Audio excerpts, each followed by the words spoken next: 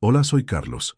El día que mis hijos me trajeron a este asilo, me dijeron que era por mi bien, mientras sus ojos ya medían las paredes de la casa que yo construí con mis manos para venderla. Me quitaron las llaves y me dejaron con un silencio que grita más fuerte que cualquier discusión.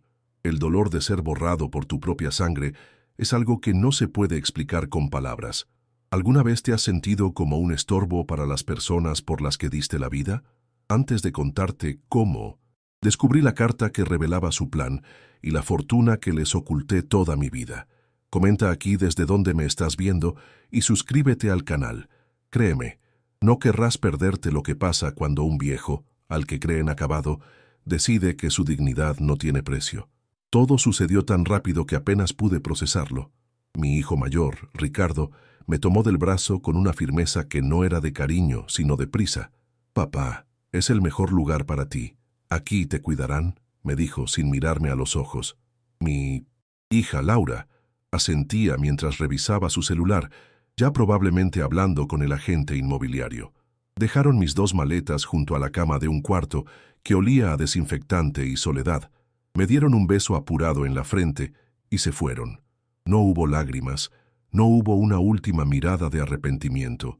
Fue un trámite, una transacción. Yo era el último obstáculo entre ellos y la herencia que, en sus mentes, ya les pertenecía. Esa noche no dormí, solo miré el techo blanco, sintiéndome como un mueble viejo abandonado en un depósito. Los primeros días fueron un infierno silencioso. Pasaba las horas sentado junto a la ventana, esperando ver su auto aparecer en el estacionamiento, aferrándome a la promesa vacía de que vendrían a visitarme todos los días. Pero los días se convirtieron en una semana, y sus visitas se espaciaron hasta volverse una llamada telefónica de 5 minutos cada domingo, siempre con la misma excusa: «Estamos muy ocupados, papá». El asilo era un laberinto de pasillos idénticos y rostros cansados. Todos aquí teníamos una historia similar. Éramos los fantasmas de un pasado que nuestros familiares prefirieron olvidar. Dejé de ser Carlos, el carpintero, el padre, el abuelo, para convertirme en el de la habitación 204. Un número en una lista, una boca más que alimentar, una carga menos para mis hijos. Cuando por fin aparecían, sus visitas eran peores que su ausencia. No venían a conversar, venían a hacer trámites. Traían papeles para que firmara, siempre con prisa, poniéndome el bolígrafo en la mano y señalando la línea punteada. «Es para el seguro, papá. Es para actualizar tus datos», decían. Recuerdo una tarde en que Ricardo me trajo un poder notarial. «Con esto podemos manejar tus cuentas más fácil, para que no te preocupes por nada». Su voz era suave, pero sus ojos eran fríos, calculadores. Me sentí un idiota, un anciano senil al que le estaban quitando todo poco a poco, y lo peor es que yo mismo estaba firmando mi sentencia. La humillación de ser tratado como un niño incapaz por el mismo hijo, al que le enseñé a firmar su nombre, me quemaba por dentro. En medio de esas noches interminables, mi mente viajaba al pasado. Recordaba a Laura, con sus 5 años, llorando porque se le había roto su muñeca favorita. Pasé toda la noche en mi taller, con mis manos grandes y toscas, pegando con cuidado cada pedacito de porcelana hasta dejarla como nueva. A la mañana siguiente, su sonrisa iluminó toda la casa. O recordaba a Ricardo, cuando le compré su primera bicicleta con el dinero que había ahorrado para arreglar el techo. Su felicidad era mi felicidad. Sacrifiqué sueños, horas de sueño y mi propia juventud para que a ellos no les faltara nada. ¿Cómo era posible que esos mismos niños, por los que hubiera dado la vida, ahora me vieran solo como una cuenta bancaria que vaciar y una propiedad que liquidar? La máscara se les cayó por completo un martes por la tarde. Vinieron juntos, algo inusual. Se sentaron en las sillas de plástico de mi cuarto y empezaron a discutir en voz baja, creyendo que mi sordera selectiva me impediría oírlos. Pero escuché cada palabra. «La casa se venderá rápido, pero hay que vaciarla ya», dijo Ricardo. Laura le contestó, irritada. «¿Y qué hacemos con sus cosas? ¿Las tiramos?». La frase que me rompió el alma vino después, de la boca de mi hijo. «A él ya no le sirven de nada». Aquí no necesita más que un par de pijamas. No hablaban de un padre, hablaban de un problema logístico. En ese instante, comprendí que para ellos yo ya estaba muerto. Solo quedaba repartirse el botín.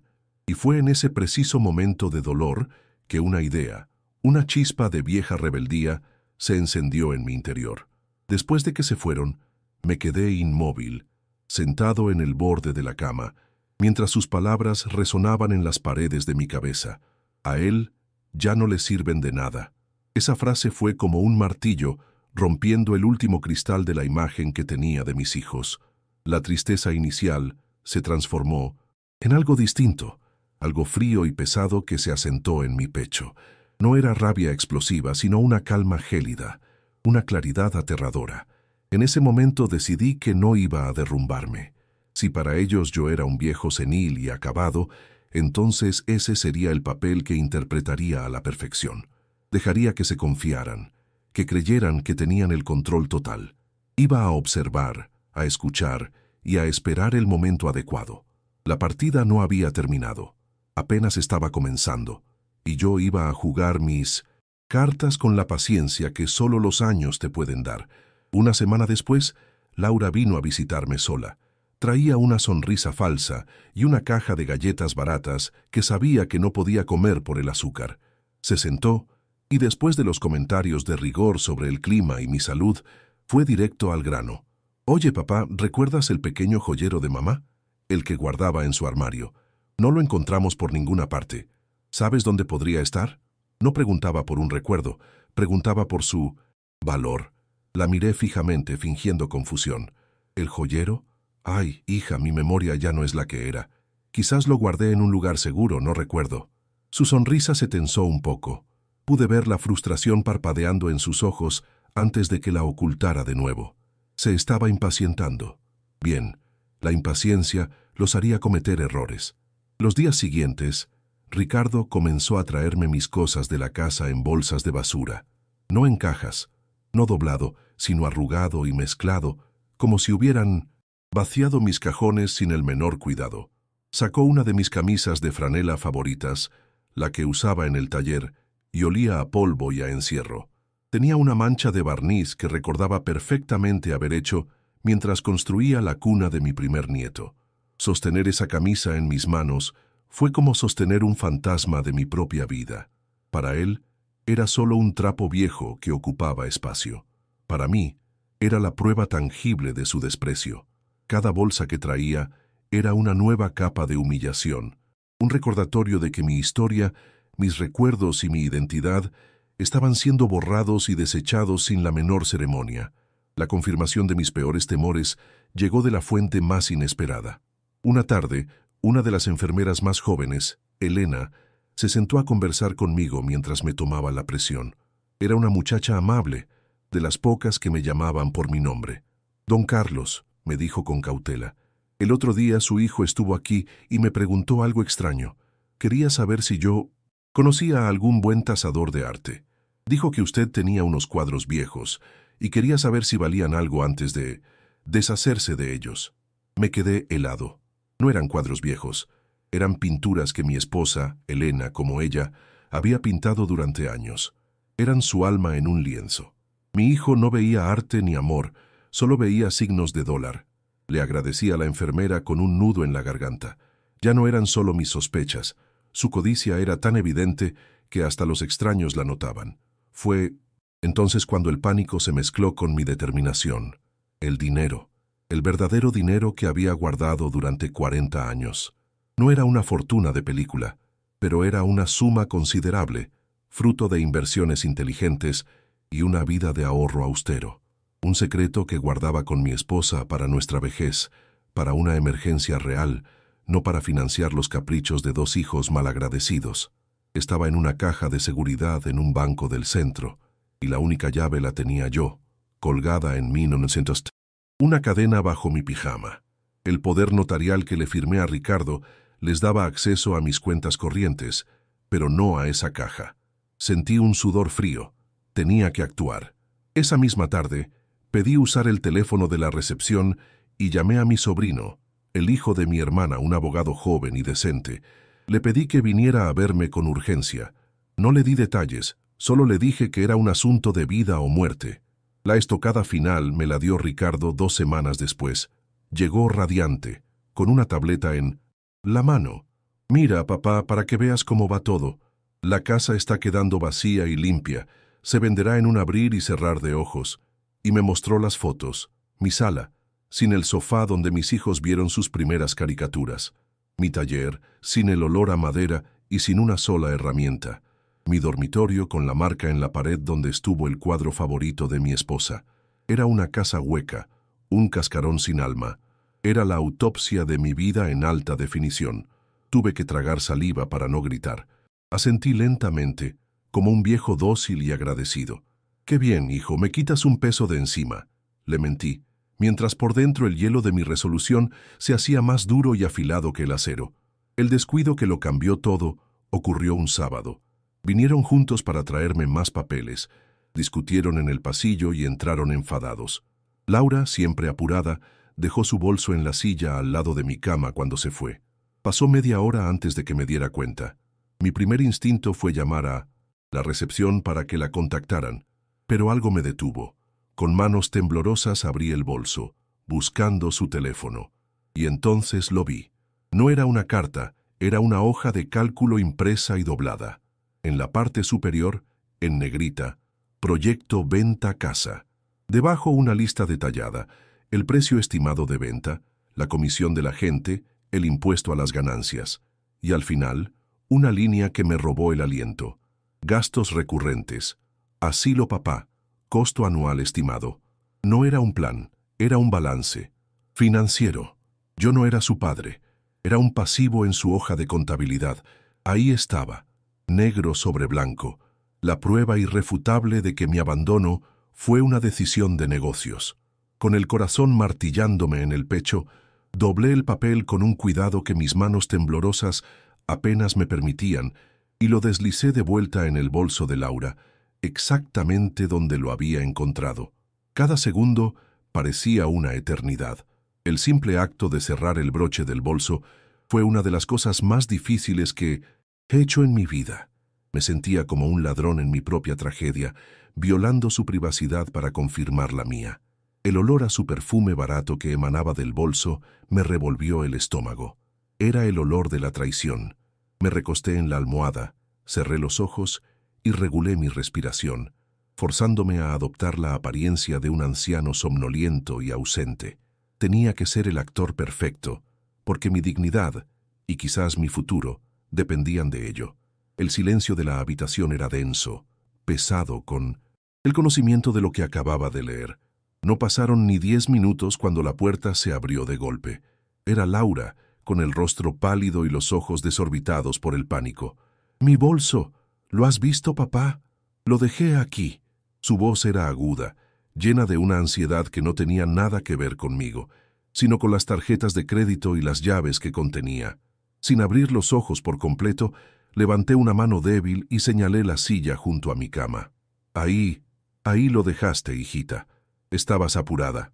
Ella corrió hacia él, lo abrió, revisó su interior frenéticamente y al ver que todo estaba en su lugar, soltó un suspiro de alivio que resonó en toda la habitación. «Ay, gracias a Dios, qué cabeza la mía». Me dio una palmadita en el hombro, un gesto mecánico y vacío, y se fue tan rápido como había llegado. Ni siquiera notó el sudor frío en mi frente, ni el temblor que aún no podía controlar. Al día siguiente, mi sobrino Miguel vino a verme. Su visita fue como un vaso de agua en el desierto. A diferencia de mis hijos, él me miró a los ojos, me preguntó cómo me sentía de verdad y esperó mi respuesta. Le pedí que me llevara al pequeño jardín del asilo, un lugar con más plantas de plástico que naturales, pero que al menos nos ofrecía un poco de privacidad. Allí, con la voz quebrada por la emoción contenida, le conté todo. El abandono, las firmas, las visitas para hacer trámites y, finalmente, la hoja de cálculo. Le hablé de la caja de seguridad y del dinero que mis hijos desconocían. Miguel, que era un abogado serio y de buen corazón, me escuchó en silencio, su mandíbula tensándose con cada palabra que yo decía. Cuando terminé, solo dijo una cosa: «Tío, Vamos a revertir esto. Ese poder que firmaste se puede revocar, y lo haremos de inmediato. Por primera vez en meses, sentí que no estaba completamente solo en esta batalla. La ironía de la vida, sin embargo, tiene un sentido del humor muy oscuro. Unos días después de la visita de Miguel, Ricardo apareció con otra tanda de mis cosas. Esta vez era una vieja caja de zapatos llena de papeles sin importancia. Recibos viejos, garantías de electrodomésticos que ya no existían, cartas de felicitación de cumpleaños de hace 30 años. La tiró sobre mi cama con desdén. «Papá, aquí tienes más basura. Revísala antes de que la tiremos, a ver si encuentras algún papel del seguro o algo que sirva». Empecé a revolver los papeles con desgana, más por seguirle la corriente que por otra cosa, y entonces mis dedos tocaron un sobre amarillento. Era un antiguo estado de cuenta de un banco que ya ni existía, pero en él se mencionaba la transferencia de una suma considerable a una cuenta de inversión a nombre mío y de mi difunta esposa. El corazón se me detuvo. Era un rastro, una migaja de pan que llevaba directamente a mi secreto. Mis hijos empezaron a volverse más descuidados, más transparentes en su desesperación. Sus discusiones ya no eran susurros en el pasillo, sino debates acalorados en mi propia habitación, como si yo fuera un mueble más. «La venta de la casa apenas cubrirá mis deudas», se quejaba Ricardo, «y yo necesito el dinero para la entrada de la nueva casa. ¿Recuerdas?», replicaba Laura. Una tarde, su conversación tomó un giro que me heló la sangre. «Mamá siempre fue muy cuidadosa con el dinero», dijo Laura pensativa. «¿No crees que papá pueda tener algo más guardado? ¿Algún fondo? Algunas joyas que no encontramos?» De repente, sus miradas se clavaron en mí. Ya no me veían como una carga, sino como un mapa del tesoro al que no sabían cómo leer. La codicia había mutado, volviéndose una especie de paranoia depredadora, y yo era la presa que, según ellos, escondía la parte más valiosa del botín. La tensión explotó esa misma tarde. Ricardo, frustrado por la conversación con su hermana, agarró la caja de zapatos que me había traído y empezó a vaciarla sobre mi cama, revisando cada papel con una avidez que me repugnaba. «Tiene que haber algo más. Es imposible que no haya nada». Sus dedos rasgaban los sobres, arrugaba recibos y los tiraba al suelo. Yo lo observaba, fingiendo una siesta ligera con los ojos entrecerrados. De repente se detuvo. Sostenía en su mano el viejo estado de cuenta. Lo leyó 1, 2, 3 veces. Se acercó a mí y me sacudió el hombro sin ninguna delicadeza. «Papá, despierta. ¿Qué es esto?» «Inversiones del Futuro S.A. ¿Desde cuándo tienes tú una cuenta de inversión?» Su voz no era de curiosidad, era una acusación. El juego había cambiado. La migaja de pan había sido encontrada. Tuve que movilizar cada gramo de autocontrol que me quedaba para no delatarme. Abrí los ojos lentamente, fingiendo confusión. Miré el papel que me ponía delante de la cara y parpadeé varias veces. «Ah, eso», dije, con la voz ronca y lenta de un anciano al que le cuesta recordar. «Creo que tu madre abrió algo así hace muchísimos años. Eran unos pocos ahorros para imprevistos. Pero con la crisis del 98, creo que todo eso se perdió. No debe valer nada, hijo. Son papeles viejos». Vi la duda en sus ojos, una batalla entre su convicción de que yo era un viejo senil y la posibilidad de que hubiera más dinero. No me creyó del todo, pero mi actuación fue lo suficientemente convincente como para sembrar la incertidumbre. Dobló el papel con cuidado y se lo guardó en el bolsillo de la camisa. «Voy a investigar esto», dijo con frialdad, y supe que la carrera contra el tiempo había comenzado. La puerta se cerró detrás de Ricardo y el silencio que dejó fue más aterrador que sus preguntas. El aire de la habitación se sentía denso, cargado con la amenaza de su descubrimiento. Supe en ese instante que el tiempo de actuar con cautela se había terminado. El lobo había olido la sangre y no se detendría hasta encontrar a la presa. Con manos que aún temblaban me levanté y caminé con una urgencia que mis piernas viejas apenas podían sostener hasta el teléfono público del pasillo. Marqué el número de Miguel de memoria. «Miguel, soy yo, tu tío Carlos», le dije en un susurro ronco cuando contestó. Encontró un rastro, un papel viejo. no tenemos tiempo. Necesito que inicies los papeles para revocar ese poder ahora mismo. Mañana, si es posible. Por favor, hijo, se van a llevar todo lo que tu tía y yo construimos. Los días siguientes se convirtieron en una tortura psicológica. Ricardo me llamaba 2, a veces 3 veces al día. Sus preguntas eran como pequeños taladros tratando de perforar mi fachada de senilidad. Oye, papá, estuve pensando en ese papel de inversión. ¿No recuerdas el nombre del asesor que los ayudó? Oh, papá, ¿seguro que no tienes una caja con más papeles de mamá? Quizás ahí esté el contrato original. Cada llamada era un interrogatorio disfrazado de conversación casual y cada respuesta mía tenía que ser una mezcla perfecta de confusión, olvido y una pizca de irritabilidad para que pareciera auténtica. Colgaba el teléfono sintiéndome completamente agotado, no por el esfuerzo de recordar, sino por el inmenso peso de tener que fingir que había olvidado toda mi vida, todo mi ser, para proteger lo poco que me quedaba. Miguel me llamó al día siguiente para darme noticias agridulces. Había presentado la solicitud para revocar el poder notarial, respaldada por una declaración jurada que yo firmaría cuando nos viéramos.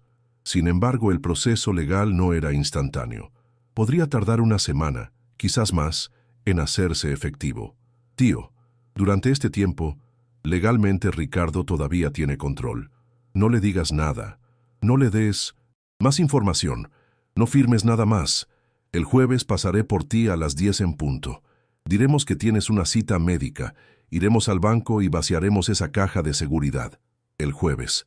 Tenía que aguantar hasta el jueves. La fecha se grabó en mi mente como la única luz al final de un túnel que se hacía cada vez más estrecho y oscuro. Cada hora que pasaba se sentía como una invitación al desastre. Laura intentó una táctica diferente, una mucho más cruel. Apareció el miércoles por la tarde con una caja de galletas caseras y un viejo álbum de fotos. Se sentó a mi lado, demasiado cerca, y empezó a pasar las páginas lentamente. Mira, papá, ¿recuerdas este día en la playa? Qué felices éramos. Mamá siempre decía que la familia era el tesoro más grande. Su voz era suave, melosa, pero sus ojos estaban fijos en mi rostro, buscando cualquier reacción, cualquier grieta en mi armadura. Ella querría que nos cuidáramos entre todos, que estuviéramos bien. El dinero solo trae problemas, ¿no crees? Si tuvieras algo guardado, sería mejor que nos lo dijeras para poder administrarlo bien, para que no te preocupes. Fue el golpe más bajo de todos. Usar la memoria de mi esposa para intentar robarme. Tuve que tragarme el veneno de la rabia y asentir como un viejo tonto conmovido por los recuerdos. El momento de pánico absoluto llegó el mismo miércoles, horas después de que Laura se fuera. Estaba sentado en la sala común, fingiendo ver la televisión, cuando vi llegar al cartero. Dejó la correspondencia del día en el mostrador de la recepción. Desde mi asiento pude ver un sobre con el logo del Banco Central, el mismo donde tenía la caja de seguridad. Mi corazón dio un vuelco. Sabía lo que era. Una notificación oficial de que alguien, usando mi poder notarial, había intentado acceder a información restringida. Si la recepcionista, una mujer amable pero ingenua, veía a Ricardo o a Laura, se lo entregaría sin dudarlo. Era una bomba de tiempo a solo unos metros de distancia. Tenía que conseguir ese sobre antes que ellos, pero mis piernas parecían estar hechas de plomo. Con una lentitud que me pareció una eternidad, me levanté y, apoyándome pesadamente en mi andador, me dirigí hacia la recepción. La enfermera estaba de espaldas, hablando por teléfono. El montón de cartas estaba justo al borde del mostrador. Mi mente corría a 1000 por hora. Con una torpeza que no tuve que fingir del todo, mi andador tropezó con una de las patas del mostrador, haciendo que me tambaleara. Y el movimiento, mi mano barrió la pila de cartas que cayeron esparcidas por el suelo. «¡Ay, qué torpe soy!», me quejé en voz alta. Mientras la enfermera se agachaba para ayudarme a recogerlas, mi mano, temblorosa pero rápida, se deslizó sobre el sobre del banco y lo metió bajo el cojín de mi andador. Fue un acto de desesperación, un robo a plena vista para salvar mi propio pellejo. De vuelta en la soledad de mi cuarto, rompí el sobre con dedos ansiosos. La carta confirmaba mis peores miedos. Era Una notificación formal, informándome que se había realizado una solicitud de acceso a la información completa de mis activos, incluyendo cajas de seguridad, y que dicha solicitud había sido denegada por falta de autorización específica. Sin embargo, advertían que un nuevo intento con la documentación adecuada podría ser exitoso. Ricardo no se había rendido. Estaba usando el poder que yo le di como un arma contra mí. Ya no era una sospecha, era una guerra declarada. Sostuve el papel en mis manos, la prueba de su traición, y supe que el plan que había estado formando en mi mente durante semanas ya no era una opción, era una necesidad. El jueves no podía llegar lo suficientemente rápido. El jueves llegó con un cielo gris y plomizo, un reflejo perfecto del nudo que sentía en el estómago. Miguel llegó puntual, con un traje que le daba un aire de seriedad que me tranquilizaba. Me ayudó a salir del asilo bajo la excusa de una cita médica que nadie cuestionó. En el auto, saqué mi viejo teléfono y con manos temblorosas marqué el número de Ricardo. Puse mi mejor voz de anciano frágil y derrotado. «Hijo, estoy cansado de pelear. Tienen razón. Quiero ver la casa una última vez. Nos vemos allí en 1 hora y les diré todo sobre ese dinero. Es lo justo». El silencio al otro lado fue corto, seguido de un «Estaremos allí, papá», cargado de una codicia tan mal disimulada que casi pude olerla a través del teléfono. La trampa estaba puesta. Sabía que no fallarían a la cita. Cuando llegamos, ellos ya estaban esperando en la puerta de la casa vacía. La impaciencia se dibujaba en sus rostros. Entramos y el eco de nuestros pasos en las habitaciones desnudas era como un lamento. El olor a pintura fresca no lograba ocultar el vacío, la ausencia de vida. Se movían por la sala mirando las paredes desnudas, sus mentes seguramente calculando los metros cuadrados. Miguel colocó un pequeño banco de madera que habíamos traído, el único mueble en toda la casa, y me senté. Mis hijos se pararon frente a mí como dos buitres esperando que la presa finalmente cediera. Laura rompió el silencio, su voz con un filo de ansiedad. «Bueno, papá, ya estamos aquí. ¿Nos vas a contar?» No había cariño en su pregunta, solo la urgencia de un acreedor a punto de cobrar una deuda. Tomé una respiración profunda, dejando que el silencio se alargara unos segundos más, saboreando el poder que sentía por primera vez en meses. Empecé a hablar, pero no de dinero. Mi voz era suave, cargada de una nostalgia real. «Recuerdo cuando traje a tu madre a esta casa por primera vez. Las paredes estaban sin pintar como ahora. En esa esquina de ahí», señalé con un dedo tembloroso, «fue donde Laura dio sus primeros pasos, y en esa pared, Ricardo, medíamos tu altura cada año». Sus rostros se contrajeron incómodos. No querían recuerdos, querían un número de cuenta. «Papá, eso es muy bonito, pero...» empezó Ricardo impaciente. Fue entonces cuando lo interrumpí. Levanté la cabeza y los miré directamente a los ojos. Mi voz cambió. El temblor desapareció, reemplazado por un tono firme y claro que no me habían oído en años. «Pero hablemos de lo que realmente importa, ¿verdad? Hablemos de negocios». La confusión en sus caras fue casi cómica. Se miraron el uno al otro, sin entender el cambio repentino. De mi bolsillo saqué una hoja de papel doblada. Era la copia de la hoja de cálculo de Laura que Miguel había impreso para mí. La desdoblé lentamente y la dejé caer al suelo entre nosotros. «Reconocen esto, ¿verdad? Proyecto venta casa, con una línea muy interesante al final, gastos recurrentes, asilo papá. Me convirtieron en una partida contable, un pasivo que había que gestionar». El color desapareció de sus rostros. Laura abrió la boca para decir algo, pero no le salieron las palabras. Ricardo se quedó paralizado, su arrogancia desmoronándose como un castillo de arena. La máscara de viejo senil se había caído, y lo que veían ahora era al hombre que los había criado, el hombre al que habían subestimado y traicionado de la peor manera posible. Creían que no oía, que no entendía. Continué, mi voz resonando en la casa vacía. Escuché cómo planeaban tirar mis cosas, mis recuerdos, como si fueran basura.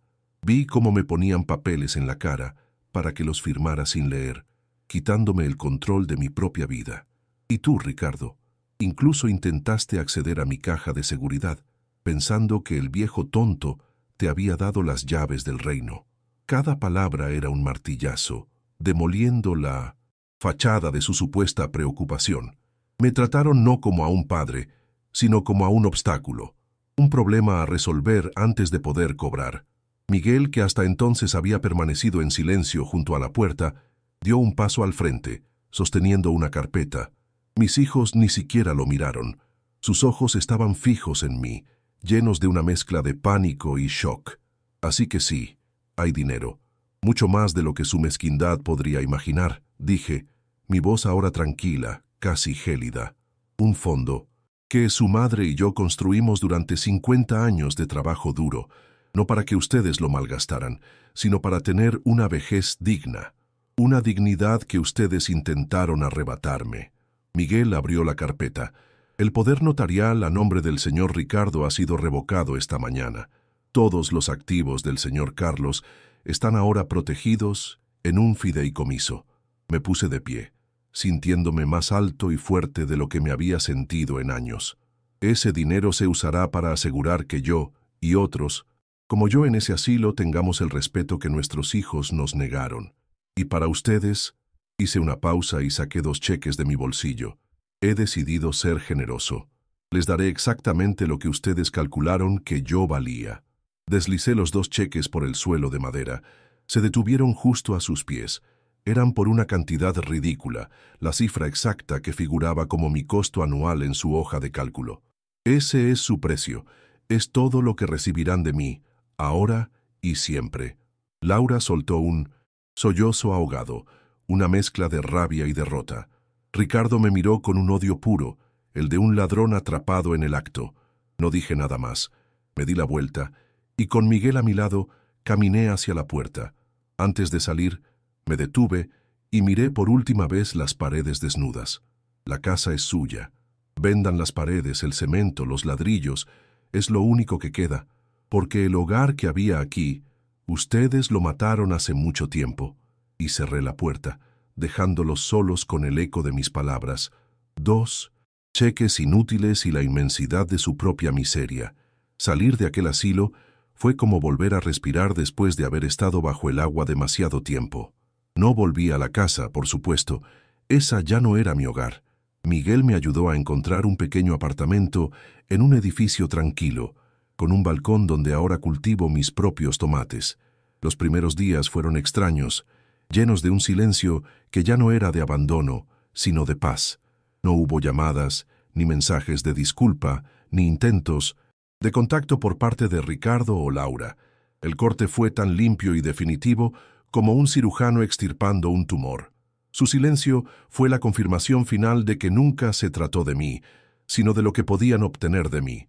Y ahora que ya no había nada que obtener, yo simplemente dejé de existir para ellos. Esa indiferencia, al principio, dolió más que su codicia, pero con el tiempo se convirtió en mi liberación. Supe por Miguel que vendieron la casa en menos de un mes.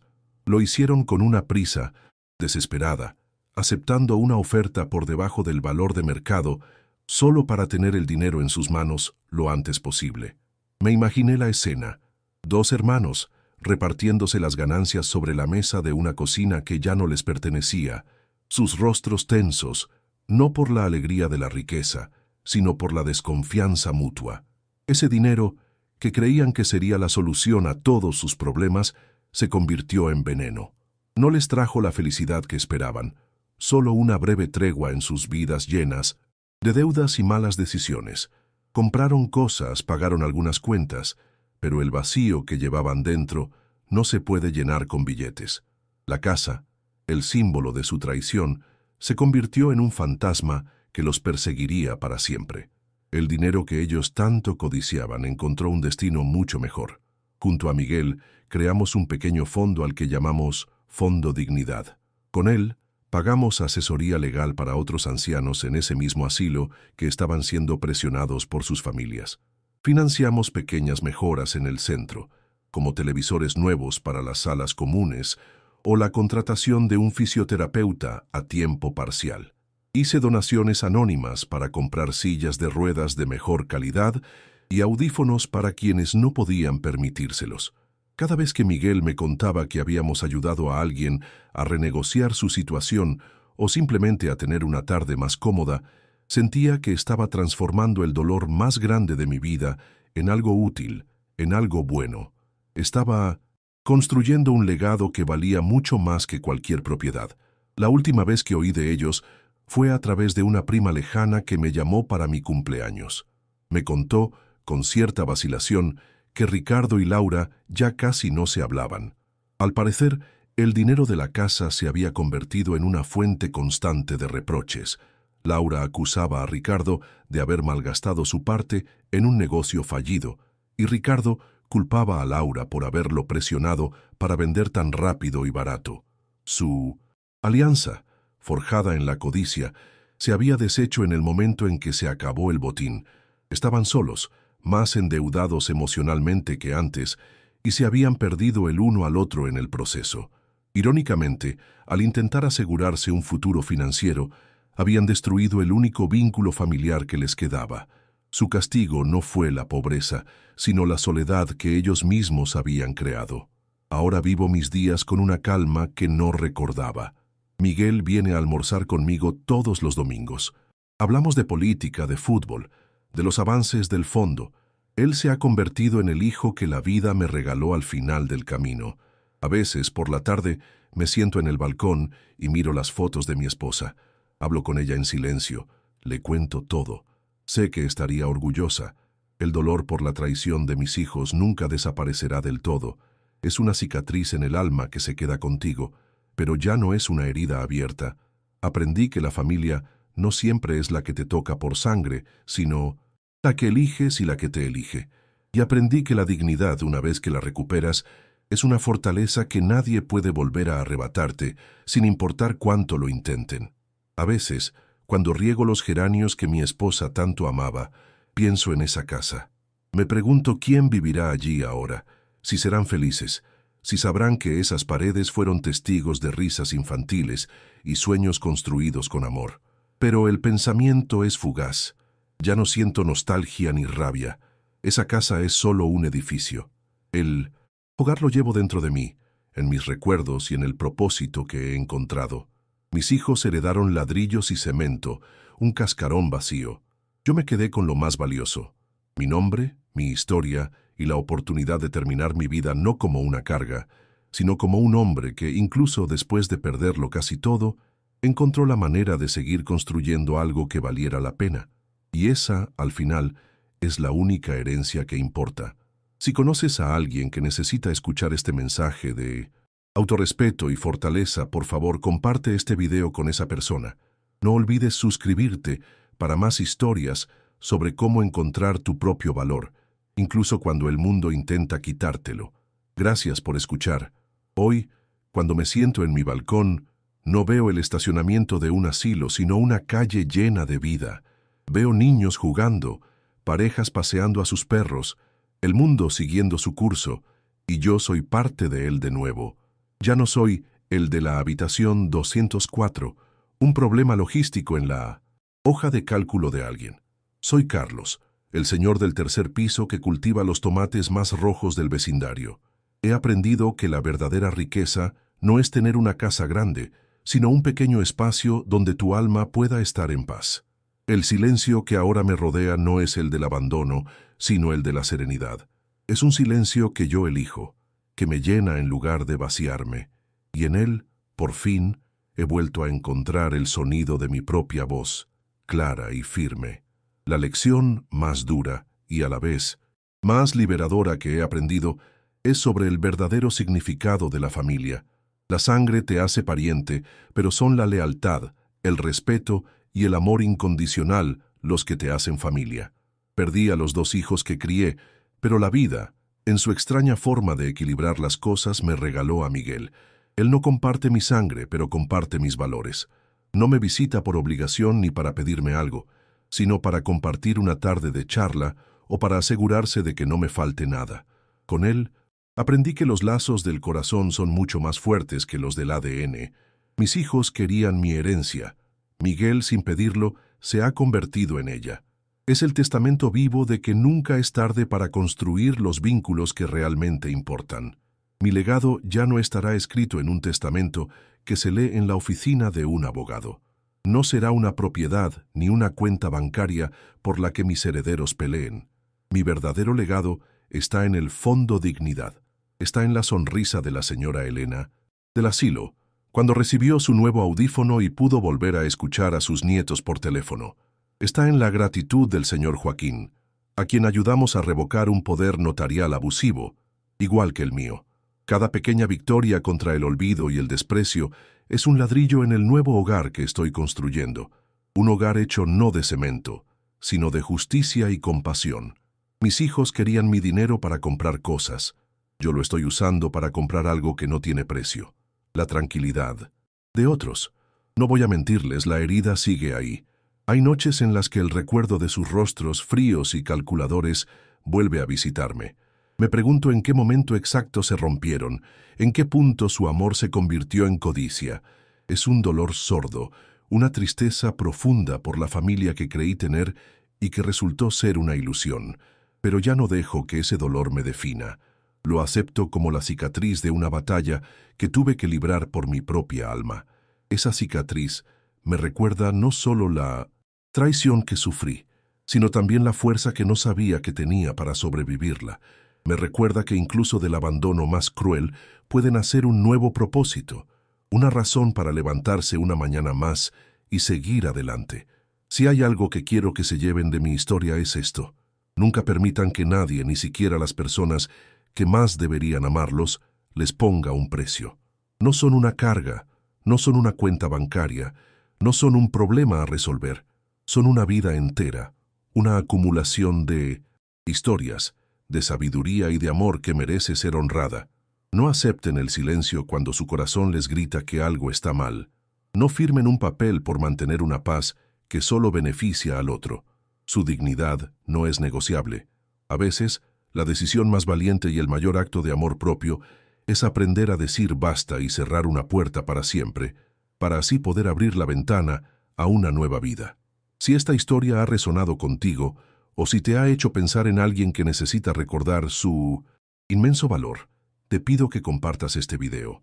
A veces, una historia escuchada en el momento adecuado puede ser el primer paso para cambiarlo todo. No olvides suscribirte para seguir escuchando relatos sobre la increíble fuerza del espíritu humano para reconstruirse. Gracias por darme tu tiempo y por permitirme compartir mi verdad. Ha sido un honor.